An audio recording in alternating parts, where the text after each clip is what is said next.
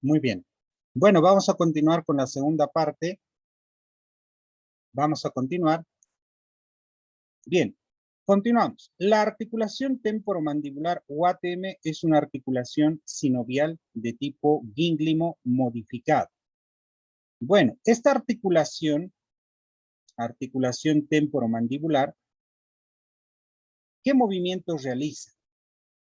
Movimiento de flexión, extensión, protrusión, retrusión y movimientos de lateralidad.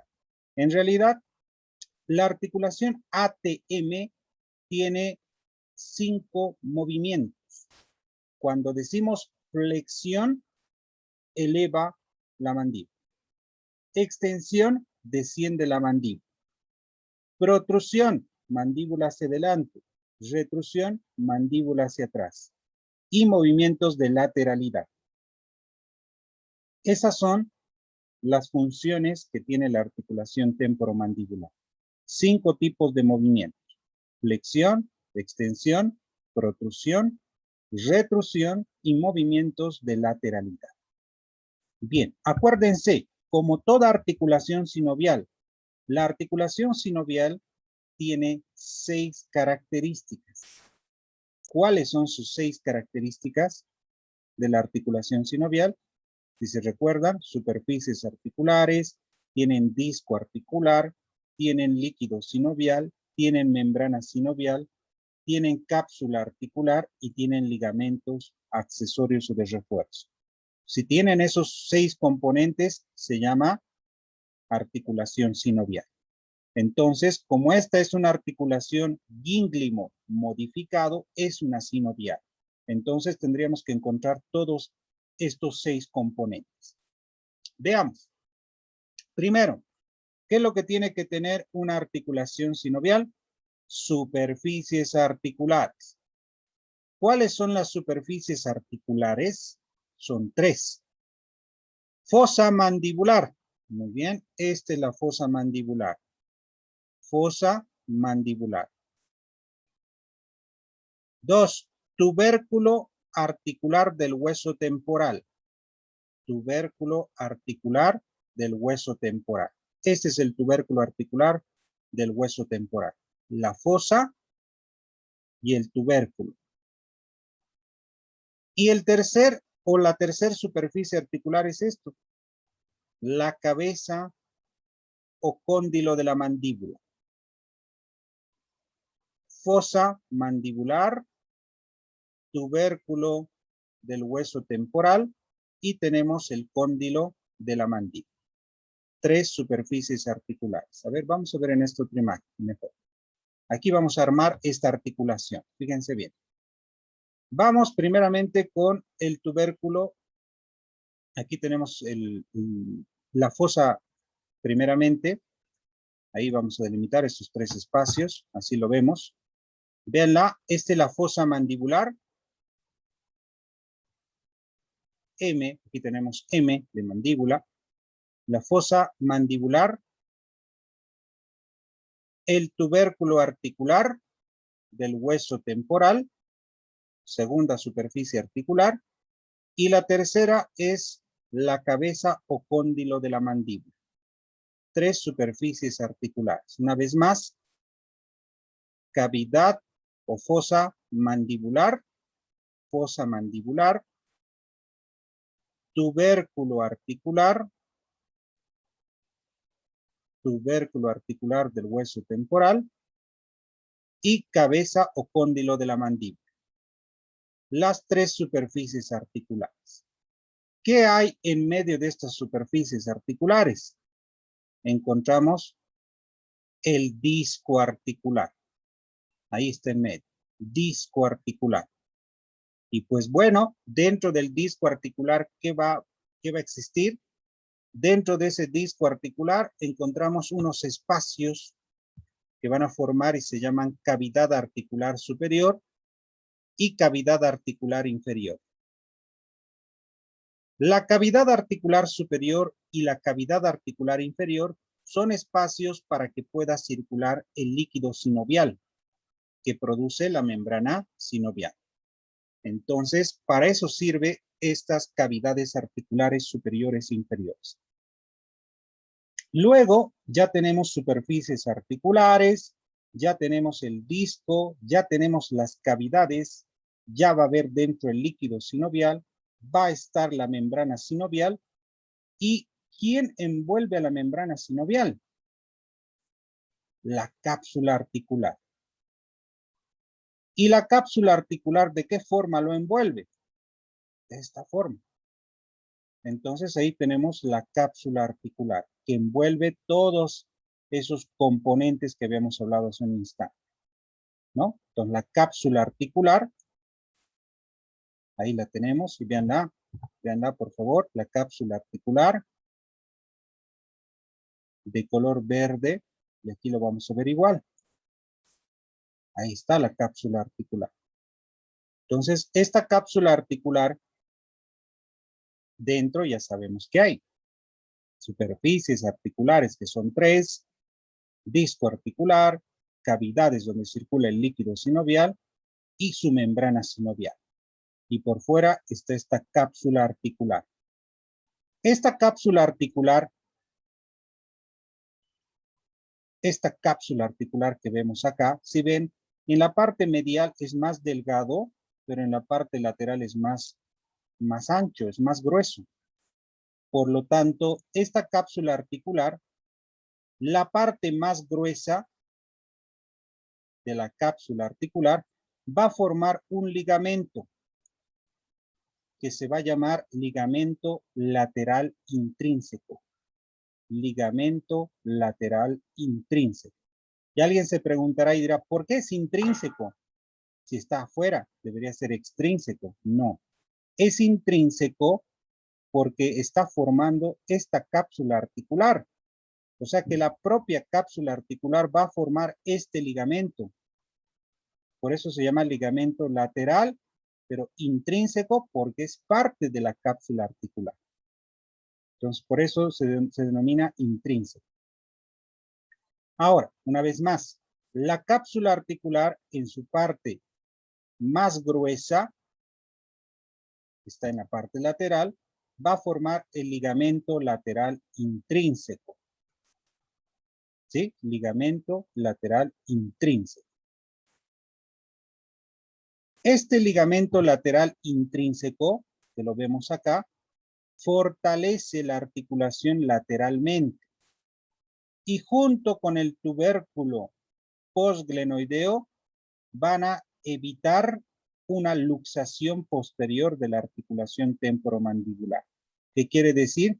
Que van a evitar que esta articulación se rompa y se desplace hacia la parte posterior. Entonces, ¿qué función tiene el ligamento lateral intrínseco? Junto con el tubérculo postglenoideo, evita la luxación posterior de la articulación temporomandibular. Entonces, vean en esta imagen, aquí tengo la articulación, si ustedes logran ver. Aquí está la fosa mandibular, aquí está el cóndilo de la mandíbula y aquí está el proceso coronoides. Entonces, cuando existe una luxación, muchas veces se sale de su cavidad. Esta es una luxación anterior. Esto puede pasar, luxación anterior. Se llama luxación o dislocación también. Con la luxación o dislocación anterior cuando se viene hacia adelante y se sale de su cavidad. Una luxación posterior es hacia atrás, pero nunca va a haber una luxación posterior hacia atrás. ¿Por qué? Porque el ligamento lateral intrínseco lo protege y evita que no se vaya para atrás. ¿Sí? Y si hay una luxación, pues se va a ir adelante, pero no atrás. Entonces, esa es la función que tiene este ligamento lateral intrínseco, evitar a que no exista luxación hacia la parte posterior. Bueno, ahí tenemos este ligamento lateral que habíamos visto hace un instante, así es el ligamento lateral intrínseco. Este ligamento lateral intrínseco, ya les dije, va desde el arco cigomático o va a estar en la parte más lateral de la cápsula de la cápsula fibrosa y pues se extiende incluso hasta el tubérculo postglenoideo. Este es el tubérculo postglenoideo, ¿sí? Entonces, ¿qué quiere decir? Que este ligamento lateral intrínseco más el tubérculo postglenoideo evitan a que la mandíbula o la articulación temporomandibular no cause una luxación posterior, ¿no? Ahí tenemos ligamento lateral intrínseco. Bueno, esto no acaba ahí, porque también tiene otros dos ligamentos llamados accesorios. Estos ligamentos son llamados extrínsecos accesorios. Los ligamentos extrínsecos accesorios de la articulación temporomandibular son dos ligamentos. Los dos ligamentos extrínsecos y laterales se conectan con la mandíbula y con el cráneo. ¿Cuáles son los ligamentos extrínsecos accesorios de la articulación temporomandibular? El ligamento estilomandibular y el ligamento esfenomandibular. Muy sencillo. Estilomandibular. Desde el proceso estiloides a la mandíbula. O de la mandíbula al proceso estiloides. Esfenomandibular. Del esfenoides a la mandíbula. Muy sencillo. Veamos. Aquí tengo una imagen. Que esta imagen está hacia adentro. Aquí está la mandíbula. Y esta es la cara interna de la mandíbula. Y ahí tenemos estos dos ligamentos. Esfenomandibular y ligamento estilomandibular. Veamos, conoceremos un poco más. El ligamento estilomandibular es un engrosamiento de la cápsula fibrosa de la glándula parótida. O sea que la glándula parótida, su cápsula se va a engrosar hacia la parte inferior y de ahí aparece el ligamento estilomandibular. Este ligamento estilomandibular aparece de la fascia de la glándula parótida y del proceso estiloides. Y desde acá, este ligamento estilomandibular desciende para terminar en el ángulo de la mandíbula. En otras palabras, ¿dónde se origina este ligamento estilomandibular? El ligamento estilomandibular se origina en la fascia o la cápsula parótida. Pero, ¿a dónde se inserta este ligamento estilomandibular? El ligamento se inserta desde el proceso estiloides hacia el ángulo de la mandíbula. Por eso se llama ligamento estilomandibular. El siguiente ligamento, esfenomandibular, va desde la espina del esfenoides hasta la língula. En la cara interna de la mandíbula se encuentra la língula o la espina de Spix, si recuerdan, ¿no? Entonces, en esa língula o espina de Spix se inserta el ligamento esfenomandibular. Entonces, el esfenomandibular desde la espina del esfenoides hacia la língula de la mandíbula. Y esos son los dos ligamentos extrínsecos o accesorios que tiene. ¿Sí? Esos son los dos ligamentos extrínsecos o accesorios de la articulación temporomandibular, ¿no? Y así vemos en realidad, estos son los tres. Este es el ligamento lateral intrínseco, que es de la cápsula fibrosa. Y tenemos ahí el esfenomandibular y el estilomandibular. Dos extrínsecos accesorios y un lateral intrínseco principal. Así es como se divide. Un intrínseco y dos extrínsecos. Esos son los tres ligamentos que refuerzan la articulación temporomandibular. Bueno, hasta ahí en realidad hemos concluido, pero vamos a hablar ahora del paquete vasculonervioso, de algunas arterias, algunos nervios que hemos ido mencionando, pues de la región temporal, infratemporal, y vamos a ir viendo algunos músculos más. Bueno, la arteria maxilar, ¿se acuerdan? Es un contenido de la fosa infratemporal. La arteria maxilar es rama terminal de la arteria carótida externa. Aquí tengo la arteria carótida externa y ahí da dos ramas terminales, la arteria temporal superficial y la arteria maxilar, que es la más larga y la más profunda. Esa es la arteria maxilar. La arteria maxilar, para su estudio, se divide en tres porciones. Primera porción, encontramos las arterias auricular posterior, arteria timpánica, arteria meningia media, la arteria meningia accesoria, la arteria alveolar inferior. En la segunda porción encontramos la arteria maseterina, las arterias temporales profundas, las ramas pterigoideas y las ramas bucales. Ahora, si se dan cuenta, la segunda porción de la arteria maxilar va a dar ramas para los músculos masticadores. ¿Sí? Para los músculos masticadores. La tercera porción es aquella que da las arterias alveolares superior posterior, la arteria infraorbitaria, la arteria del conducto pterigoideo, la rama faringia, la arteria palatina descendente. Esas son sus ramas colaterales de la tercera porción. Y por último, y lo más importante, subrayense de color rojo, de color que sea muy resaltante, toda la arteria maxilar tiene una rama terminal. Y su rama terminal de toda la arteria maxilar se llama arteria esfenopalatina. La arteria esfenopalatina es la rama terminal de toda la arteria maxilar. Entonces, como verán, la arteria maxilar tiene tres porciones. Primera, segunda y tercera porción. Todo esto debemos saber para el examen. Les voy a mostrar acá la imagen. Esta es la arteria carótida externa. Carótida externa. La carótida externa, ¿qué ramas terminales tiene? Temporal superficial y la arteria maxilar. La maxilar es bastante larga y profunda. ¿Cuántas ramas tiene la arteria maxilar? Tres. Primera rama, primera porción, segunda porción y tercera porción. La primera porción es llamada mandibular.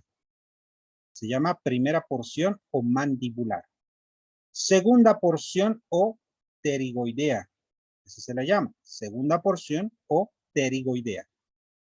Y la tercera porción es llamada pterigopalatina.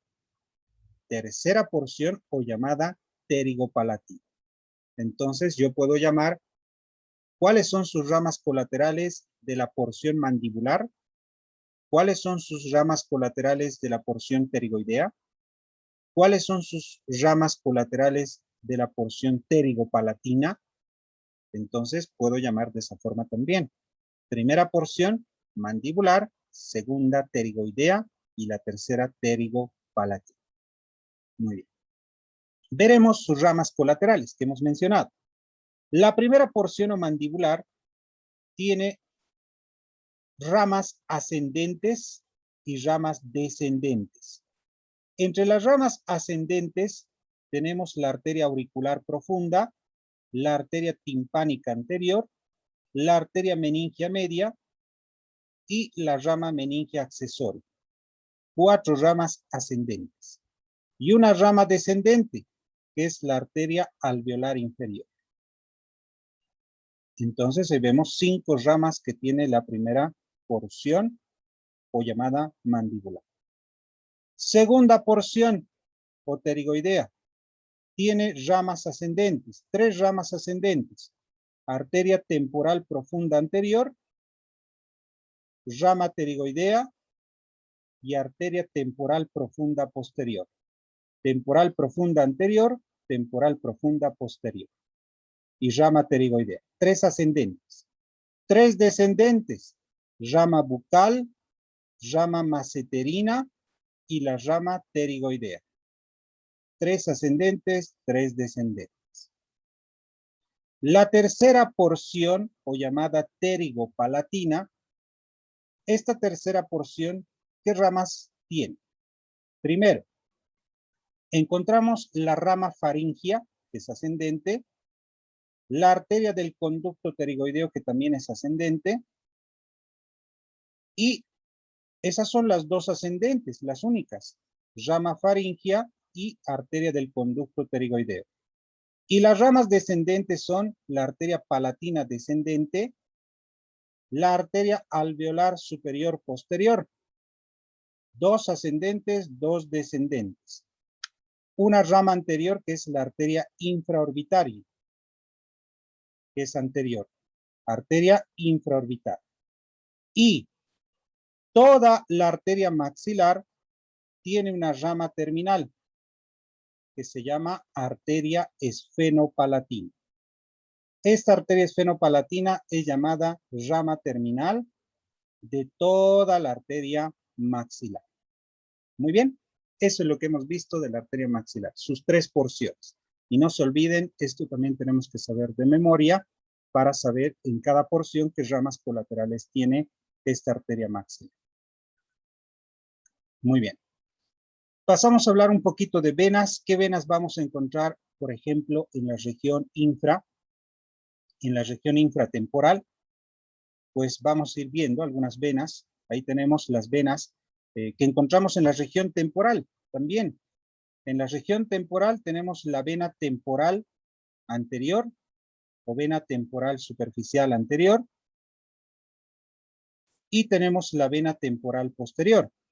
Así lo resumimos. Vena temporal anterior, que viene del frontal y el parietal, y la vena temporal posterior, que viene del parietal.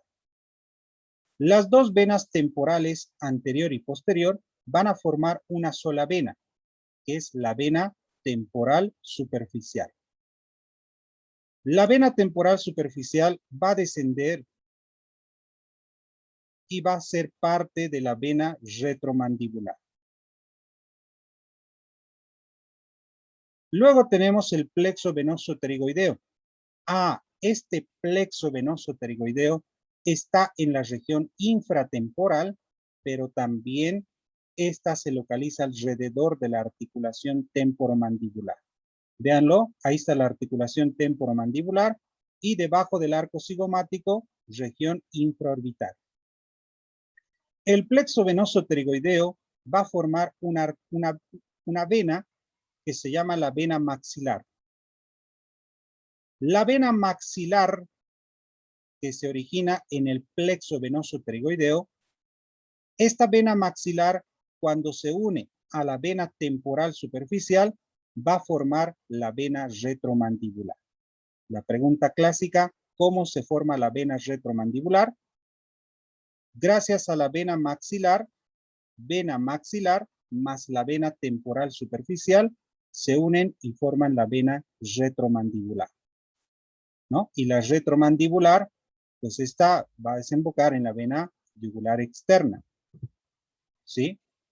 Por lo tanto, esa es la vena importante que vemos, la retromandibular. Vamos a ver un poquito más el plexo venoso pterigoideo, esta vena de acá. Y ahí lo tenemos. Así se ve el plexo venoso pterigoideo. Vean ustedes, para eso he tenido que quitar al hueso mandibular, a la mandíbula y al hueso cigomático. Y ahí encuentro la fosa infratemporal. Y ahí está todo esto que se llama plexo venoso pterigoideo. Muchas venas. Plexo venoso pterigoideo. El plexo venoso pterigoideo, si vemos en esta imagen, superiormente, vean, superiormente se continúa con una vena que se llama seno cavernoso. Superiormente se continúa con el seno cavernoso, que va a entrar hacia el cráneo. Anteriormente, véanlo, este plexo venoso pterigoideo anteriormente va a desembocar ¿dónde? En la vena facial. Y la vena facial en la vena yugular interna. Entonces, el plexo venoso pterigoideo anteriormente se comunica con la vena facial. Posteriormente, hacia atrás, ¿qué va a formar el plexo venoso pterigoideo? Posteriormente va a formar esta vena, que es la vena maxilar. ¿Y cómo se forma la vena retromandibular? Se forma por la vena temporal superficial, que es esta, vena temporal superficial, más la vena maxilar, se forma la vena retromandibular, que está detrás de la mandíbula. Y esta vena retromandibular, ¿dónde desemboca? En la vena yugular externa. Por lo tanto, el plexo venoso pterigoideo es un centro donde se localiza en la fosa infratemporal. Ahí está el plexo venoso pterigoideo. Entonces, el plexo venoso pterigoideo se comunica anteriormente con la vena facial, superiormente con el seno cavernoso y posteriormente forma la vena maxilar, más la vena temporal, se forma la vena retromandibular. Bueno, espero que les sirva esta imagen, que es muy importante. Bien, pasamos a hablar de algunos nervios, por ejemplo, el nervio maxilar y nervio mandibular. ¿Estos de dónde proceden? Del nervio trigémino. Aquí está el ganglio trigeminal, el nervio B2 y el nervio B3. El nervio B2 es el nervio maxilar que va a localizarse ¿dónde? En la fosa infratemporal. En la fosa infratemporal encontramos ¿cuántos nervios? 6 nervios en la fosa infratemporal. Ahí está el nervio maxilar o B2, el nervio mandibular o B3. También vemos al ganglio, el ganglio óptico, si recuerdan. Es muy importante este ganglio. El ganglio óptico está localizado en la fosa infratemporal, debajo del arco cigomático. Entonces, en esta fosa infratemporal, ¿qué nervios vemos? Nervio mandibular, el nervio maxilar, el ganglio óptico, y luego podemos ver incluso algunos nervios, el nervio bucal, por ejemplo. Ahí está el nervio bucal, que también lo vemos en la fosa infratemporal. Luego, lo vemos también al nervio lingual, ¿no? Al nervio lingual. Y por el facial lo vamos a ver a la cuerda del tímpano. Entonces, estos son nervios que se localizan en la fosa infratemporal. Bueno, estas son algunas ramitas que vemos del nervio maxilar, ramos meningios, nervio cigomático, el nervio pterigo-palatino, ramos alveolares posterior-superior, ramos alveolares superior-posterior, medio y anterior que vemos. El nervio mandibular de igual forma, ¿no? Que lo hemos indicado, el ganglio óptico, que es el principal, es uno principal, el nervio bucal, el nervio lingual, que también vemos en la fosa infratemporal. Y el ganglio óptico, que es el más importante que les digo y les vuelvo a aclarar, el ganglio óptico está al lado, en la parte medial, al nervio mandibular. Entonces, este ganglio óptico tiene fibras parasimpáticas porque le ayudan a secretar saliva a la glándula parótida, ¿se recuerdan? Entonces, el ganglio óptico es aquel que tiene fibras parasimpáticas. Sus presinápticas, ¿de dónde proceden? Del nervio glosofaríngeo. Y las fibras parasimpáticas postsinápticas, ¿dónde van a llegar? A través del nervio auriculotemporal, llegan a la glándula parótida y le producen saliva. ¿Sí? Eso es lo que pasa con ese ganglio. Entonces, en resumen, el ganglio óptico tiene función parasimpático que le va a producir saliva a la glándula parótida. ¿Qué par craneal está relacionado con el ganglio óptico? El par craneal número 9, que es el nervio glosofaríngeo. Muy bien. Entonces, bueno, y esto más que vemos, ahora vamos un poquito a hablar de la articulación temporomandibular. La articulación temporomandibular también realiza movimientos, que hemos hablado de elevación, de descenso, protrusión, retrusión y lateralidad. ¿Qué músculos van a producir la elevación de la mandíbula? Los que producen elevación de la mandíbula son el temporal, el macetero y el pterigoideo medial. Los que producen descenso de la mandíbula, pterigoideo lateral, músculos suprayoideos y músculos infrayoideos. El que produce la protrusión del mentón, protrusión, mandíbula hacia adelante. ¿Qué músculos? Pterigoideo lateral, macetero y pterigoideo medial. El que produce retrusión, la mandíbula hacia atrás, músculo temporal, su porción oblicua, ¿se acuerdan? Tiene 3 porciones, la porción oblicua del temporal, la porción horizontal y el macetero. Y movimientos de lateralidad, pues lo produce el músculo temporal del mismo lado, el músculo pterigoideo del lado opuesto y el músculo macetero. Músculos que permiten movimientos de la articulación temporomandibular. Bueno, músculos masticadores. Aquí tenemos un pequeño resumen. Músculos masticadores, temporal, macetero, pterigoideo lateral y pterigoideo medial. Ojo, de esto es importante su inserción proximal, distal y la inervación. ¿Por quién estarán inervados todos los músculos masticadores? Que son 4. Por el nervio mandibular B3. Tronco anterior del nervio mandibular B3. No se olviden. Tronco anterior del nervio mandibular o B3. Bueno, vamos a ir viendo estos músculos. Yo voy mencionando sus inserciones. Ahí está, músculo pterigoideo medial, que es el último. Y luego tenemos músculos suprayoideos e infrayoideos. Músculo temporal, macetero, pterigoideo lateral, pterigoideo medial y músculos suprayoideos, que esto vamos a hablar en otro temario. Pero hay que conocer los músculos, cuáles son suprayoideos, infrayoideos. Bien, músculos masticadores. Tenemos al músculo temporal. Este músculo temporal, ¿dónde se inserta? Se origina en la línea temporal inferior. De ahí el músculo temporal, que tiene 3 fibras, verticales, oblicuas y horizontales. Las 3 se unen y terminan insertándose en el proceso coronoides de la mandíbula. Músculo temporal.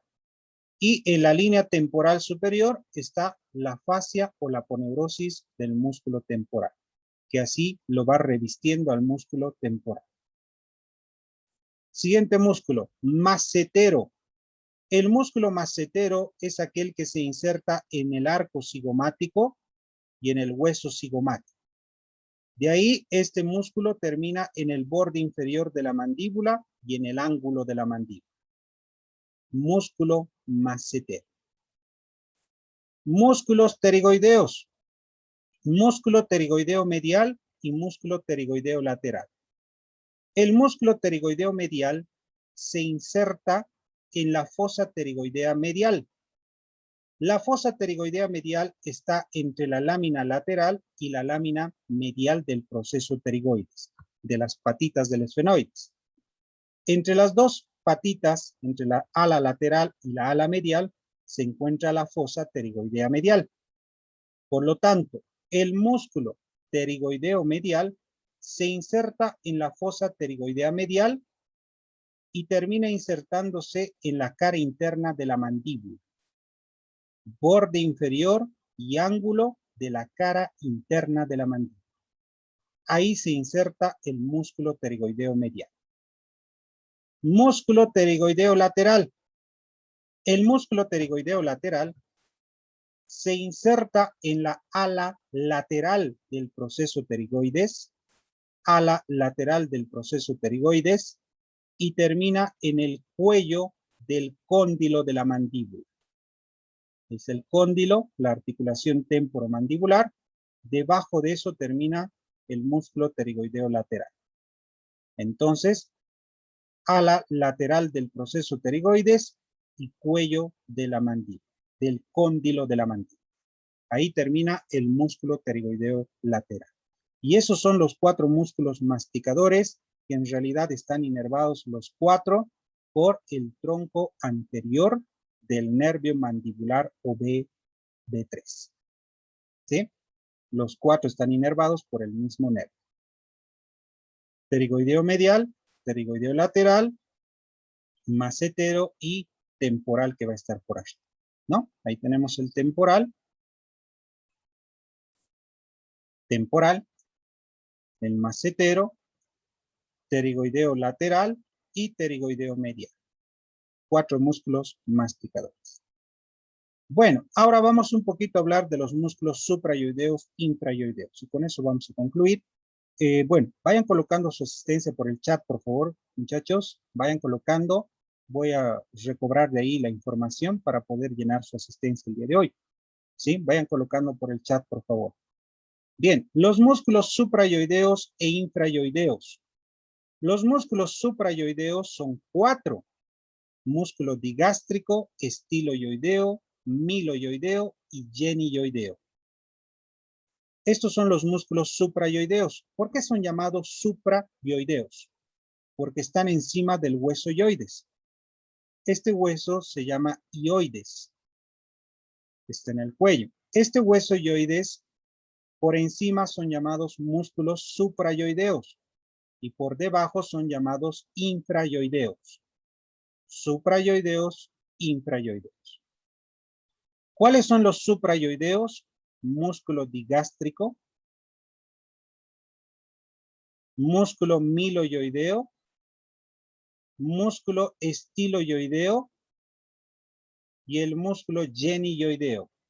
El geniyoideo está en la parte inferior de la lengua, así que es muy profundo. Geniyoideo está en la parte más profunda de la lengua. El digástrico, estiloyoideo y el miloyoideo. 4 músculos suprayoideos. Los músculos suprayoideos, pues el digástrico se inserta en la base de cráneo, el estiloyoideo en el proceso estiloides, el miloyoideo en la parte medial del cuerpo de la mandíbula, el geniyoideo en la parte anterior del cuerpo de la mandíbula. Los 4 van a terminar en el hueso yoides. Es decir, del hueso yoides a van a terminar en estos sectores, ¿no? Entonces, el digástrico de la mandíbula al hueso yoides. Estiloyoideo, del proceso estiloides al hueso yoides. Miloyoideo, desde la región del cuerpo de la mandíbula hacia el hueso yoides. Miloyoideo. Y el geniyoideo, pues un músculo que está en la lengua hacia el hueso yoides. 4 músculos suprayoideos. El digástrico está inervado por el nervio facial y nervio mandibular, el estiloyoideo por el nervio facial, el miloyoideo por el nervio mandibular y el geniyoideo por el nervio geniyoideo de la C1 y la C2. Los infrayoideos son el homoyoideo, que está en la escápula, el esternoyoideo en el manubrio del esternón, el esternotiroideo en el manubrio del esternón y el tiroyoideo que también está en el cartílago tiroides. Y estos 4 infrayoideos van hacia el hueso yoides. Estos 4 están inervados por el asa cervical del plexo cervical de la C1 a la C3. Para conocerlos, y con esto concluimos, este es el músculo esternoyoideo, que viene del esternón hacia el hueso yoides. Esternoyoideo. Homoyoideo, que viene desde la escápula hacia el hueso yoides. Homoyoideo. Esternotiroideo, que viene desde el esternón hacia el cartílago tiroides. Esternotiroideo. Y el último, tiroyoideo, que va del cartílago tiroides al hueso yoides. 4 músculos intrayoideos. 4 suprayoideos y 4 intrayoideos. Muy bien, hemos concluido hasta ahí. Nos vemos, chicos, en la clase práctica. Se cuidan. Nos vemos, chicos, hasta que hemos concluido con todo este temario. El siguiente que vamos a ver es cavidad bucal. El tema de cavidad bucal. Para la siguiente